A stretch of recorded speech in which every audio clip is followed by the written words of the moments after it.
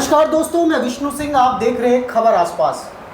आज हम पहुंचे हैं जमेला बाजार, जो कि राजनगर विधानसभा अंतर्गत आता है, और हमारे साथ मौजूद है जन स्वराज पार्टी के एक युवा नेता, प्रवक्ता झंझारपुर। और हम आज कोशिश करेंगे उन विषयों को जानने की जो इस समय ताज़ा तरीन जो विषय चल रहे हैं। सबसे पहले तो आपका खबर आसपास के पोर्टल में बहुत स्वागत है। बहुत बहुत धन्यवाद सर कि आपने टाइम निकाल करके हमारे पास आया ताकि हम अपनी बात को रख सकें। आपको, आपके चैनल को बहुत बहुत धन्यवाद हमारी तरफ से, हमारी पार्टी की तरफ से। अच्छा, फिलहाल आपको पार्टी में किस पद से या क्या आपको जिम्मेवारी दी गई है?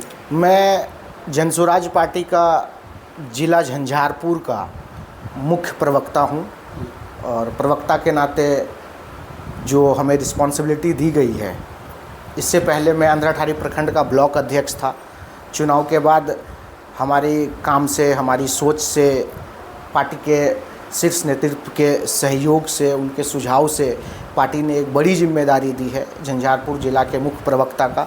मेरी कोशिश ये है कि जिला प्रवक्ता होने के नाते अपनी पार्टी की विचारधारा की, उनकी बातों की, हमारे सूत्रधार प्रशांत किशोर जो हैं उनका क्या मिशन है, क्या विज़न है, उनको अपने क्षेत्र में, अपने बिहार में लोगों तक पहुंचाऊं। जिस तरह से आप एनर्जेटिक है, इस समय देख रहे हैं बिहार में आज 19 अगस्त है, और आज विपक्ष पार्टी यानी आरजेडी ने, तेजस्वी यादव ने राजभवन को घेरने की जो आज ऐलान किया है, क्या लगता है, क्या ये ऐलान क्या आरजेडी को करना चाहिए? क्योंकि वो वही आरजेडी है जो ना तो छात्र आंदोलन में कहीं शामिल हुई, फिर चाहे जंतर मंतर में हो, पटना में हो, या फिर आपका झारखंड में हो। क्या कहना चाहेंगे आज के घेराव को? जवाब भी आपने दे ही दिया है ऑलमोस्ट। असल बात क्या है कि आज से आरजेडी विपक्ष में नहीं है। जब से आरजेडी की सत्ता गई, या इंडिया गठबंधन तो उसके बाद में बना है, 2005 से लेकर के ही अगर देखा जाए तो आरजेडी और आरजेडी के घटक दल ये विपक्ष में हैं। आप 2015 में जब ये लड़े थे, उसके बाद से 20 और 25 की हालत देख लीजिए अगर, तो आरजेडी या आरजेडी के घटक दल खास करके बिहार में आपको लगेंगे कि उनका डाउनफॉल शुरू हो गया है। और इसी डाउनफॉल के कारण आपने देखा कि अभी जो 25 में चुनाव हुए तो मात्र 25 सीट लेकर के आई आरजेडी। इसका क्या मतलब है? इसका सीधा सा मतलब है कि बिहार की जनता ने विपक्ष के तौर पर जो उम्मीदें वो लगा रही थी आरजेडी या आरजेडी के घटक दल से, उसमें आरजेडी का शीर्ष नेतृत्व, चाहे वो तेजस्वी यादव हों, लालू प्रसाद यादव हों या दीगर और भी नेता हों, इनके पूरे घटक दल को बिहार के लोगों ने विपक्ष के तौर पर मानने से इनकार कर दिया है, जिसका प्रमाण आप जो 25 में रिजल्ट आए उसको भी देख करके लगा सकते हैं। अब आपने कहा कि जो राजभवन का घेराव कर रही है आरजेडी या तेजस्वी यादव, इसके पीछे का लॉजिक क्या है? देखिए, वो देख चुके हैं, वो जान चुके हैं कि बिहार की जनता, खास करके बिहार के जनरेशन जिसको हम अभी जनरेशन जेड कह रहे हैं, जेन जी कह रहे हैं, उन्होंने पूरी तरीके से नकार दिया है। क्यों? क्योंकि आप आरजेडी के शीर्ष नेतृत्व की अगर हम बात कर लें तो सबसे पहले नाम आएगा तेजस्वी प्रसाद यादव जी का। तेजस्वी प्रसाद यादव जी के एजुकेशनल क्वालिफिकेशन को लेकर के, उनकी डिग्री 10वीं 12वीं को लेकर के किस प्रकार की इन्फॉर्मेशन मीडिया में अवेलेबल है वो आप बहुत अच्छे से जानते हैं। अब जो ज़माना है इसमें पढ़े लिखे लोगों का ज़माना है। एक ऐसी सोच जो बिहार 50 साल से पिछड़ा, अशिक्षित, बेरोजगार है, उसको आगे बढ़ाने वाली सोच की ज़रूरत है। तेजस्वी यादव ने जब देखा कि अब जन स्वराज के एक बांकीपुर में प्रशांत किशोर के जीत जाने से उनको इतना डर सता गया कि उनको लग रहा है कि कहीं ऐसा ना हो कि बिहार की जनता विपक्ष के तौर पर जन स्वराज को मान्यता ना दे। इसीलिए अभी तक वो विदेश यात्रा पे थे, कहीं बाहर घूम रहे थे। आपने देखा जंतर मंतर पर इस दशक का सबसे बड़ा प्रोटेस्ट हुआ, आरजेडी कहीं नज़र नहीं आई। यहाँ तक कि जो बिहार में प्रोटेस्ट हुए, पटना में प्रोटेस्ट हुए, बिहार के अलग अलग ज़िलों में प्रोटेस्ट हुए, कई प्रोटेस्ट में AK-47 चल गए सीवान में। आज सुप्रीम कोर्ट में बिहार सरकार ने मान लिया कि हाँ भाई, सीवान में AK-47 चले थे, उस समय तेजस्वी यादव नहीं दिखे। उसके बाद जब बांकीपुर उपचुनाव हो रहे थे तब भी तेजस्वी यादव नहीं दिखे। लास्ट में उनको ऐसा लगा, वो अभी तक मान के चल रहे थे कि जो MY का कॉम्बिनेशन है वो बिल्कुल उनके पक्ष में है। लास्ट में उनको लगा कि जन स्वराज ने, प्रशांत किशोर ने आकर के युवाओं को, पढ़े लिखों को, व्यवसायियों को जगा दिया है और जब जगाने की बात उनको समझ में आई, पहले तो वो बहुत हल्के में ले रहे थे, लेकिन जब उनको समझ में आ गई कि वाकई में ये पहले या दूसरे नंबर पे आ जाएंगे, तो विदेश से भागा भागा आए। और आपने देख लिया कि बांकीपुर उपचुनाव में आरजेडी का क्या हाल हुआ। हालांकि हाल तो उससे भी ज़्यादा बुरा बीजेपी का हुआ, लेकिन आरजेडी का भी बहुत बुरा हाल रहा। जनसुराज पे लोगों ने भरोसा किया और अब तेजस्वी यादव ये चाह रहे हैं कि कैसे भी करके जो स्पेस उनके लिए ख़त्म हो चुका है, हालांकि अब आरजेडी का बहुत कुछ बचा नहीं है, जनता का जो भरोसा है वो जनसुराज की तरफ है। और वो उसी बीच में अभी आपने देखा तेजस्वी यादव यहाँ पे मौजूद हैं, लेकिन झारखंड में जो प्रोटेस्ट चल रहे थे, जिसको कल परसों वहाँ की सरकार ने मान लिया कि एसएससी सीजीएल के एग्ज़ाम रद्द कर दिए। कई सारी मांगों में से हेमंत सोरेन ने उनकी स्टूडेंट्स के कई सारी मांगों को मांग लिया। तो अब इनको लग रहा है, एक होता ना, आप देखते होंगे कि कुछ नेता ऐसे होते हैं जो आगे बढ़ कर के कुछ नहीं करेंगे, एक अपॉर्चुनिस्ट टाइप के होते हैं कि उनको लगा कि जंतर मंतर पर हो गया, ये झारखंड में हो गया, तो अब बिहार में जो उनकी खिसकी हुई ज़मीन है, उसी खिसकी हुई ज़मीन को बचाने के लिए ये घेराव का प्लान कर रहे हैं। बिहार की जनता जान चुकी है, बिहार के युवा जान चुके हैं कि जब उन पर बीपीएससी में लाठियाँ पड़ रही थी, आपने देखा प्रशांत किशोर वहाँ पर गए थे, कई सारे आंदोलन हुए। गर्दनी बाग में आपने देखा प्रशांत किशोर ने किस तरीके से जाकर के बच्चों के लिए लड़ा। अभी तेजस्वी यादव जो पटना में नीट छात्रा के साथ जो उनकी निर्मम हत्या हुई, उनके साथ बलात्कार हुए, उस पर चुप रहे। भरत तिवारी इनकाउंटर हो गया, इतना बड़ा बिहार का बहुत बड़ा नेशनल मीडिया में उनने कवरेज ले लिया, उस पर आरजेडी और तेजस्वी यादव चुप रहे, कुछ नहीं बोले। रोशन यादव जो हमारे मधुबनी जिला के हैं, उनकी हत्या हो जाती है और अभी तक आरजेडी का शीर्ष नेतृत्व इस पर कोई संज्ञान नहीं लेता है। वही प्रशांत किशोर जो शपथ लेने के तुरंत बाद मधुबनी जिला आते हैं, रोशन यादव के परिवार से मिलते हैं, एसएसपी से जाके मिलते हैं और उनके परिवार को ये कहते हैं कि 10 दिन के अंदर में अगर पुलिस प्रशासन, एसएसपी रोशन यादव के हत्याकांड पर अगर संज्ञान नहीं लेगी तो वापस से वो इस मुद्दे को लेंगे। तेजस्वी यादव अपनी बची खुशी जो राजनीतिक ज़मीन है बिहार में वो तलाशने की कोशिश कर रहे हैं, लेकिन जेन जी आ चुके हैं, इसके बाद जेन अल्फ़ा भी हैं और ये सारे के सारे पढ़े लिखे हैं।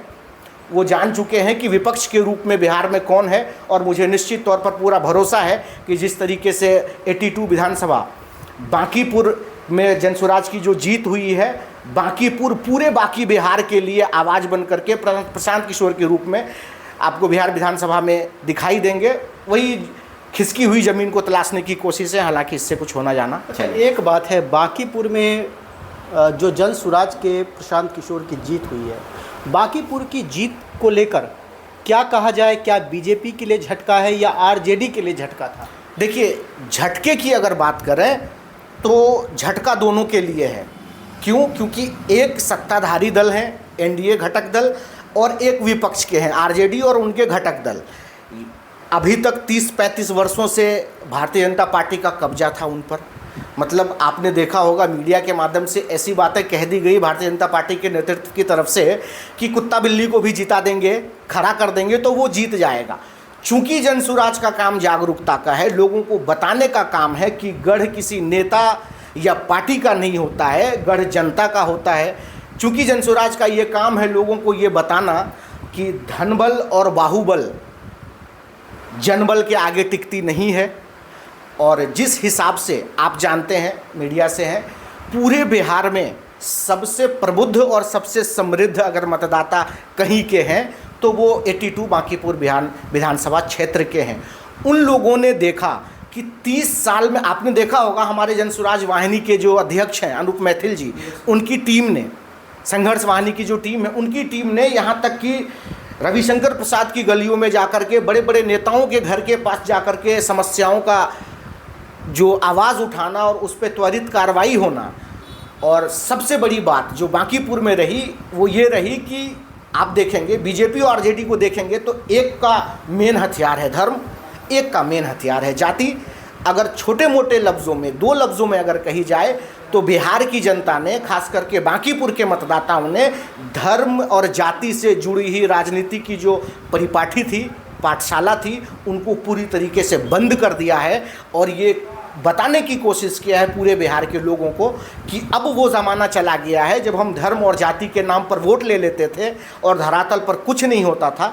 जनसुराज के आ जाने से बांकीपुर में आपने देखा, जैसे ही प्रशांत किशोर जीते, रिजल्ट आया, सीधा ऑफर दे दिया कि 10,000 लोग जनसुराज के ऑफिस में जाएं, 10,000 युवा अपने अपने मेरिट, अपने अपने एजुकेशन डिग्री के हिसाब से उनको आने वाले समय में 10,000 लोगों को जॉब दिलाने की जिम्मेदारी प्रशांत किशोर की है। आपने ये भी देखा कि प्रशांत किशोर जी ने ऑन रिकॉर्ड कह दिया कि जो अनाज कटते हैं 4 किलो, 4.5 किलो, कहीं 3 महीने में 1 महीना गबन हो जाता है, इन तमाम चीज़ों पर ब्रेक लगेंगी और 5 का 5 किलो मिलेगा। अभी आपने देखा होगा कि बांकीपुर की समस्याओं को लेकर के डीजीपी से प्रशांत किशोर मिले हैं, उसमें कई सारे मुख्य मुद्दे थे। एक मुद्दा ये था कि पटना में या बांकीपुर विधानसभा क्षेत्र में जो ट्रैफिक की अव्यवस्था फैली हुई है और बहुत सालों से फैली हुई है, आने वाले 3-4 सालों में ऐसा कौन सा मॉडल लाया जाए, ऐसी कौन सी नीति लाया जाए, ऐसी कौन सी प्लानिंग की जाए, उनके लिए प्रशांत किशोर कई लोगों को जो गवर्नमेंट ऑफिशियल्स हैं उनको भी इन्वॉल्व कर रहे हैं। कई ऐसे जो इसमें एक्सपर्ट हैं उनको बाहर से भी बुलाने की वो बात कर रहे हैं। और निश्चित तौर पर उन्होंने कहा है कि जो ट्रैफिक की अव्यवस्था है इस पर आने वाले समय में काम किया जाएगा। दूसरा, पटना में आपने देखा होगा कि बड़े स्तर पर न्यूज़ आती है कि मादक पदार्थ की बंदी के बाद, शराब बंदी के बाद भी कई जगह शराबों का मिलना, होम डिलीवरी होना, साथ साथ जो अलग प्रकार के नशे हैं, सूखे नशे हैं, नहीं तमाम प्रकार की नशाओं को लेकर के प्रशांत किशोर ने एक ऐसा रोड मैप लाने की कोशिश किया है कि निश्चित तौर पर उससे सिर्फ आरजेडी और बीजेपी ही नहीं, उनके घटक दल जो हैं, उनके जो विधायक हैं वो भी सीखेंगे। और निश्चित तौर पर जब सदन में या सदन के बाहर, विधानसभा के बाहर जब प्रशांत किशोर बांकीपुर के काम को लेकर के पूरे बिहार के लोगों को दिखाएंगे तो कहीं ना कहीं बीजेपी पर भी और आरजेडी पर दबाव पड़ेगा। लोग की ये मांग होगी कि अगर विधायक कोई चाहिए तो प्रशांत किशोर जैसा चाहिए, विधायक कोई चाहिए तो जनसुराज की जो सोच विचारधारा है वैसा विधायक चाहिए, ताकि धर्म जाति नेता पार्टी से ऊपर उठकर लोग जनता के लिए काम करें, क्योंकि लोकतंत्र में अंतोगतवा जो मालिक है वो जनता है। एक बात है, बांकीपुर का चुनाव जो प्रशांत किशोर की जीत हुई है, जनसुराज की जीत हुई है, इस जीत ने कहीं ना कहीं एक ऐसा मापदंड बना दिया है कि बिहार में अब जाति की जो राजनीति होती थी, खासकर आरजेडी की जो MY का जो उसका समीकरण था, वो MY समीकरण तो गड़बड़ाया, क्योंकि कहीं ना कहीं सरफराज जी अब क्या कहना चाहेंगे, मुस्लिम, क्योंकि बांकीपुर में मुस्लिमों ने खुलकर वोट जनसुराज को दिया। क्या लगता है कि इसका जो असर है वो अन्य जिलों में, अन्य जो है वो बिहार में भी देखने को मिलेगा? देखिए, आरजेडी की जो विचारधारा आपने कहा कि M+Y समीकरण पे चलती है, इसके नाम को कब तक आप इसके नाम पे सत्ता की रोटी सेकेंगे या विपक्ष में मुख्य चेहरा बन के रखेंगे? आप बिहार में ही जिस पार्टी का नाम आप ले रहे हैं कि ये मुसलमानों का वोट लेकर के या मुसलमानों के वोट पे जो एक समीकरण चलता है MY, उसके बेसिस पे चलती है। इनके कार्यकाल की अगर बात कर लें हैं, इसमें कोई डाउट नहीं है कि जब लालू प्रसाद यादव जी आए तो दबे कुचरे, पीड़ित, वंचित, शोषित, इन लोगों की आवाज़ बुलंद हुई, लेकिन उनके वास्तविक जीवन में उनको मिलने वाली संसाधन और सुविधाओं में कोई खास फर्क नहीं आया। आज भी मुसलमान अगर आप देख लें बिहार के अंदर में, तो अगर मैं SC ST की बात छोड़ दूं तो सबसे ज़्यादा खस्ता हाल मुसलमानों की है।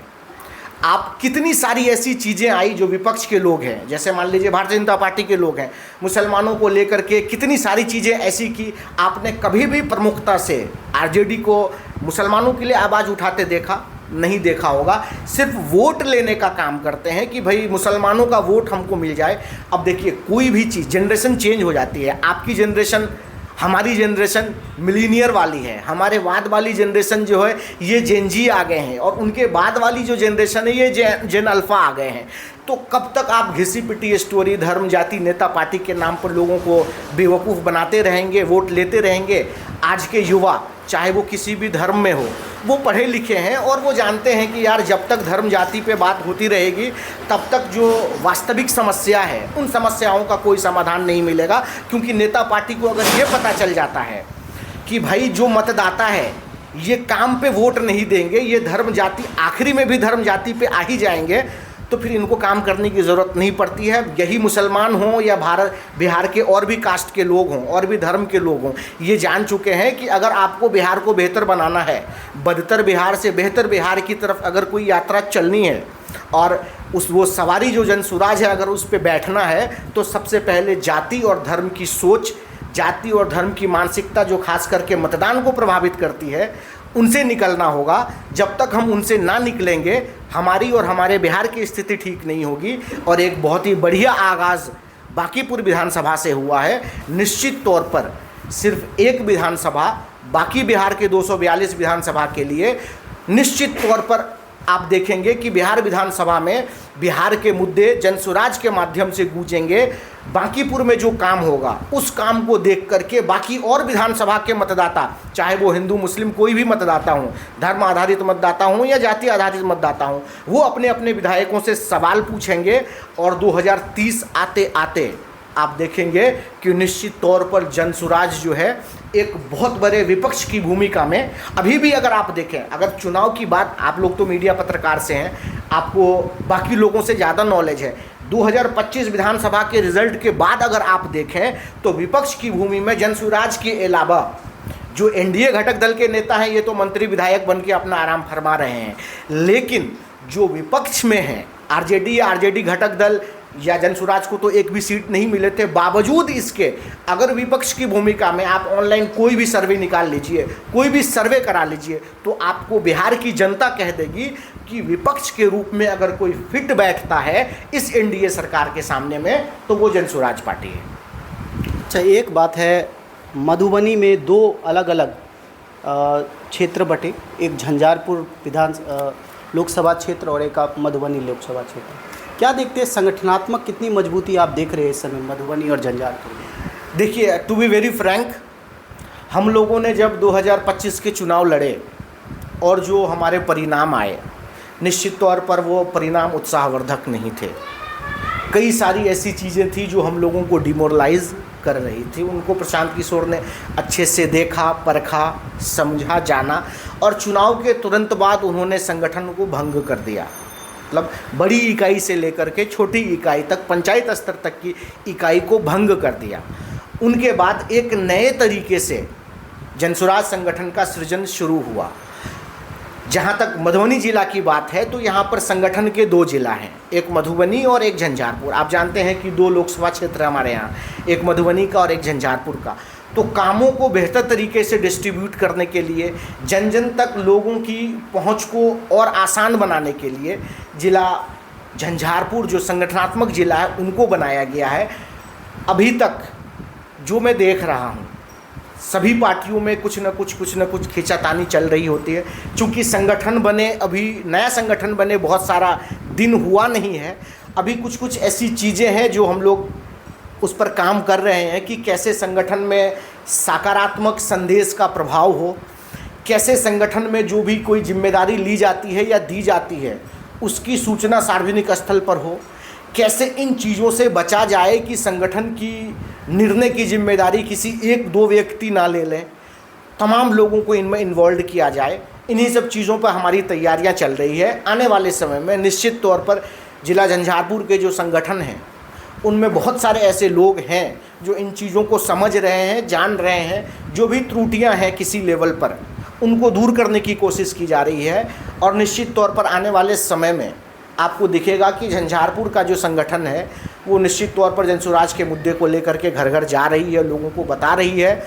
और आपसी जो समन्वय है संचार को लेकर के, जिस पर कई बार कई प्रकार के सवाल उठते हैं कि जो संगठन जिला झंझारपुर है उनमें जो निर्णय आते हैं, निर्णय में कई लोगों की, कई पदाधिकारियों की सहमति नहीं होती है, सहभागिता नहीं होती है। इन सब चीज़ों को लेकर के भी हमारी बात हुई है और कई बार ऐसा मिसकन्फ्यूज़न हुआ है, मिसकम्युनिकेशन भी हुआ है। निश्चित तौर पर इन सब चीज़ों को हम लोगों ने अपने जिला अध्यक्ष के सामने रखा है। उनसे ऊपर जो हमारे संगठन के प्रभारी हैं, चाहे वो क्षेत्रीय प्रभारी हैं या प्रमंडल प्रभारी हैं, उनके पास भी रखा है।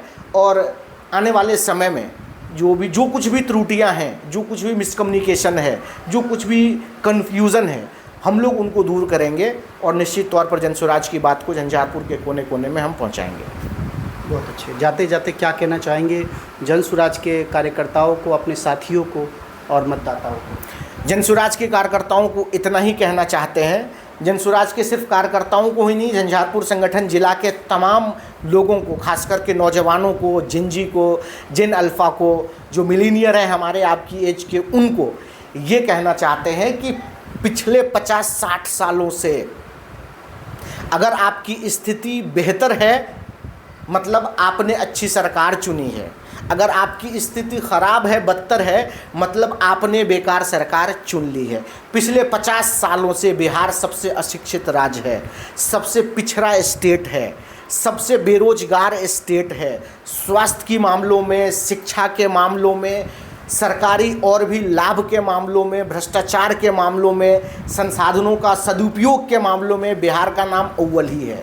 यहाँ तक कि इतनी स्थिति बदतर हो गई हमारे बिहार की कि बिहारी शब्द एक गाली बन गया है। जनसुराज की कोशिश ये है कि बिहारियों के लिए, बिहार की अस्मिताओं के लिए, बिहार के गौरव के लिए जो बिहार के नाम से जो डिस्क्रेडिट का एक शब्द बनाया गया है, हमारी कोशिश ये है कि हम इन सब चीज़ों को दूर करें, अपने क्षेत्र के, अपने बिहार के लोगों को जागरूक करें, खास करके मतदान के लिए जागरूक करें, ताकि अगर मतदान के लिए हम जागरूक हो गए तो जो 50 साल से हमारी स्थिति है हमारे बिहार की, सरकार तो पलट जाती है नहीं, कभी आरजेडी के मुख्यमंत्री बन जाते हैं, कभी जेडीयू के मुख्यमंत्री बन जाते हैं, अब तो भारतीय जनता पार्टी के भी मुख्यमंत्री बन गए हैं। और भारतीय जनता पार्टी का पहली बार मुख्यमंत्री बनने के बाद स्थिति आप देख लीजिए, इतनी बदतर है, इतनी बदतर है, बीजेपी वाले तो आरजेडी से भी आगे निकल गए। तो आपने सुना, इस समय हमारी बात हो रही थी झंझारपुर के जिला प्रवक्ता सरफराज अहमद के साथ। युवा कार्यकर्ता है, बहुत ही अच्छे वक्ता है, और जिस तरह से इन्होंने पूरे इस इंटरव्यू में जिन्होंने सभी सवालों का जवाब दिया है, लाजवाब दिया है और बहुत अच्छे तरीके से बोले हैं। काफ़ी कुछ आपको इस इंटरव्यू से सीखने को मिलेगा और काफ़ी कुछ आप जनसुराज की जो कार्य प्रणाली है उसको भी समझने में आपको आपकी सहायता मिलेगी। हम इस तरह की खबरें आपको लगातार दिखा रहे हैं, लगातार अलग अलग शख्सियत से आपको मिला रहे हैं और उनके विचारों से आपको रूबरू करवा रहे हैं। हम पहुंचे थे राजनगर विधानसभा के अंधराठाड़ी प्रखंड के जमेला बाजार में और हमने सरफराज अहमद जी से बात की, आपको सारी बात सुनाई। उम्मीद करते हैं इस तरह के वीडियो को आप ज़्यादा से ज़्यादा शेयर करिएगा और इस तरह के वीडियो से काफ़ी जो भी आपको लगता है आप अपना कमेंट जरूर करिए, अपनी प्रतिक्रिया जरूर दें, क्योंकि आपकी प्रतिक्रिया ही समाज में एक बड़ा बदलाव ला सकती है और समाज में बहुत सारे उन वंचित लोगों को एक दिशा दे सकती है। मिलते हैं अन्य वीडियो में, देखते रहिए खबर आसपास। जय हिंद, जय भारत, जय मिथिला।